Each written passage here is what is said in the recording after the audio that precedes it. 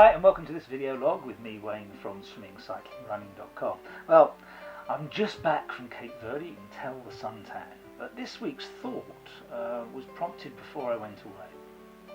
I was helping in Transitioners Triathlon and I turned to a coach I knew and said, "How's your level 3 course going? Are you enjoying it?" And they said to me, "Oh yes, it's very good, really enjoyable. I'm halfway through my individual coaching of an individual person, and of course it's much more professional than it's ever been before." My initial thought was, well, none taken. And my second thought was, well, what do you really think they'd tell you?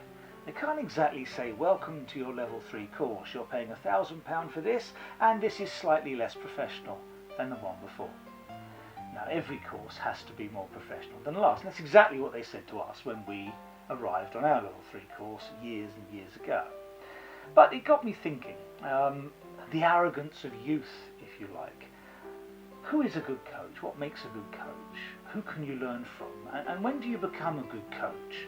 Those are the questions that sort of started bubbling up in my mind. Got me thinking, to a large extent, about the people in my life who I've learnt probably most from. And those people haven't been, generally, just out of university. They've been the people who have years under their belt. They have experience. And they have a humility about them that doesn't suggest that they know it all. One particular example is Sharon Davis, who I worked with at Watford Swimming Club. Apart from being a great bloke, he's effectively been there and done that. I think his daughter Sharon won silver at the Olympics. He took the Paralympic team to the Barcelona Olympics and was the most winning coach there. Where'd you go from that? He started Kelly College. He was down in Plymouth coaching the team. He's done it all. He's coached really great athletes. He was around with David Wilkie and that type of swimmer. People who've won medals.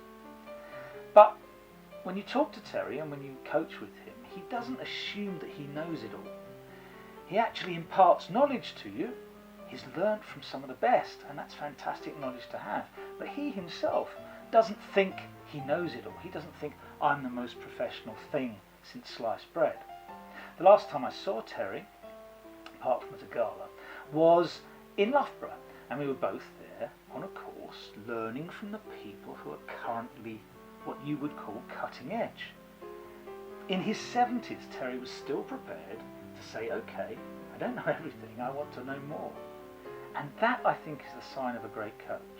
Someone who can go there, be there, do it, wear the t-shirt and the badge and the jacket, come away and say, "Right, that was a great experience, how can I learn more and who can I learn it from?"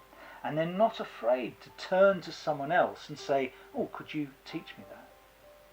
As you do something more and more, the one thing you realise is how little you know, and how much more there is to know, how much more you'd like to know.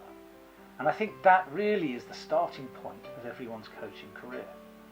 And someone like Terry, who'd been there, done it in his 70s, never assumed that he was better than anyone else. In fact, he would suggest that other people were better than him, he wanted to learn from them. But that clearly wasn't the case, because he won a lot more medals with his swimmers than the current regime have won with theirs. So that's a thinking point. It certainly has got me thinking. The people I've learnt most from in my life have generally been those with experience, not those with letters after their name. And of course, every single course that comes after the course previous to it should be more professional than the one that went before. Otherwise, the people running the course have learnt nothing. Okay, that's it for this week. Hopefully we'll have some good weekends. It's been lousy weather since I've been back, and it's almost like winter. So have a nice week. I'll see you.